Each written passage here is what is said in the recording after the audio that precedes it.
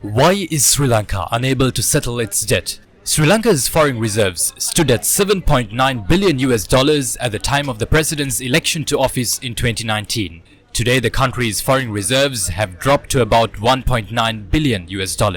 A Chinese swap facility accounts for a higher share of this. Official data indicate that the foreign reserves available in the form of a currency is much lower.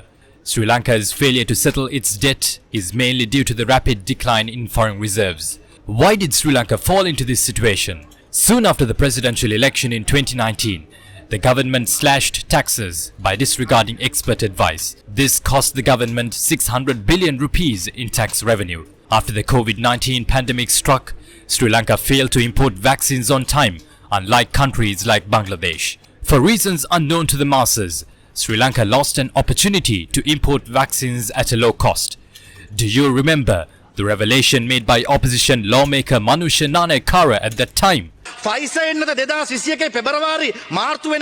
Although we could have purchased the Pfizer vaccine for $5 each in February or March 2021, we can't even purchase it for $22 now. Similarly, although we could have purchased the AstraZeneca vaccine for $5, we can't even purchase it for $22 now. We could have imported the AstraZeneca vaccine at less than $3 each if we wanted to import 3 million doses. But we didn't import that.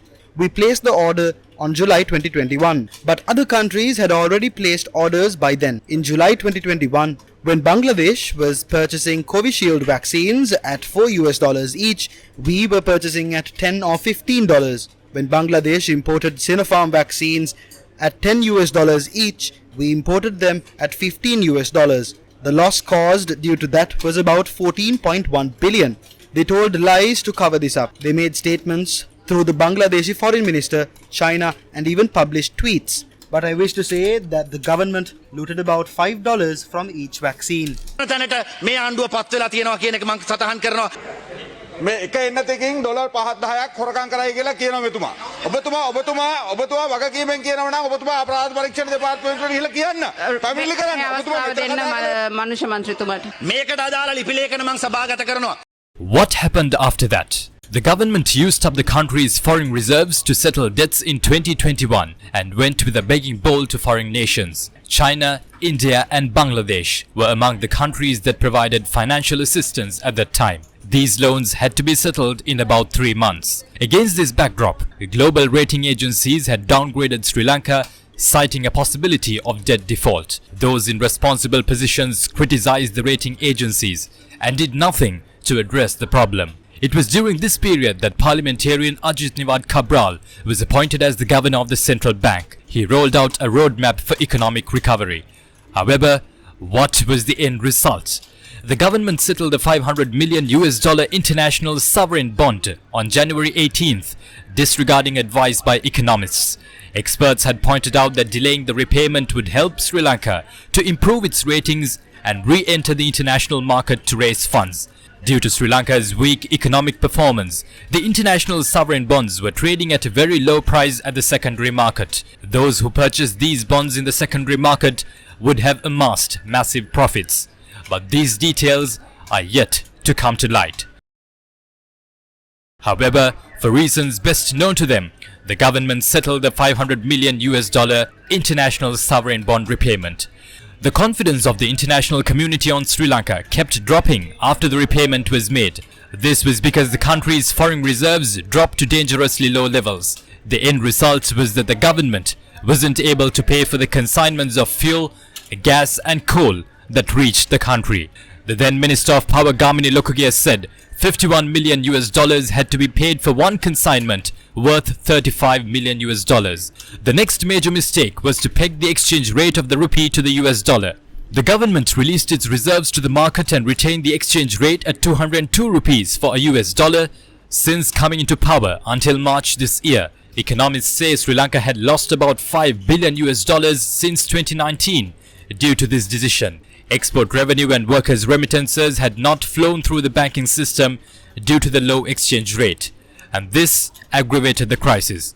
However, during events to declare open highways, some ministers repeatedly insisted that there was no issue in the country's foreign reserves. The question is, was priority given to what was important? Sri Lanka is now facing a situation where it is unable to settle its debt. මීට අවුරුද්දකට අවුරුදු එකමාරකට About 1.5 years ago, we warned the government that the country would be pushed into an economic crisis. At that time, we also outlined alternative methods that could be adopted to face this situation. But the then Central Bank Governor Ajit Niwad Cabral and the then Finance Minister Basil Rajapaksa disregarded this completely. They would have found a solution to this if they had gone to the IMF at that time. If the government had taken our advice, the exchange rate would have stood at 230 or 240 rupees to a US dollar after they allowed it to float. When repeated calls were made to restructure the debt, the government insisted that it would meet its debt obligations. Today, we have run out of reserves. We can't repay our debt. Today, we are seeing queues of fuel and gas. The shortage of medicines has endangered the people's lives. The government's economic mismanagement has caused this situation. The main weakness of this government is the failure to make timely decisions. තියෙනවා නිවැරදි තීරණ නිවැරදි වෙලාවට නොගැනීම. උතර ඇයි මේ නිසි තීරණ Why weren't the correct decisions made on time? There are a couple of reasons. The first is whether the elected public representatives are aware of these matters. The second is whether decisions relating to the economy are made on behalf of the country or a certain party. If I am the owner of a sovereign bond and if I am the decision maker, then there is a conflict of interest. මට නම් ඒ සම්බන්ධයෙන් තීරණ ගන්න මම නම් එතන තියෙනවා conflict of interest. Although Sri Lanka was once called the granary of the East, today the country and its people have been ridiculed before the international community. This is the truth, based on statistics that speak for themselves. The facts don't lie.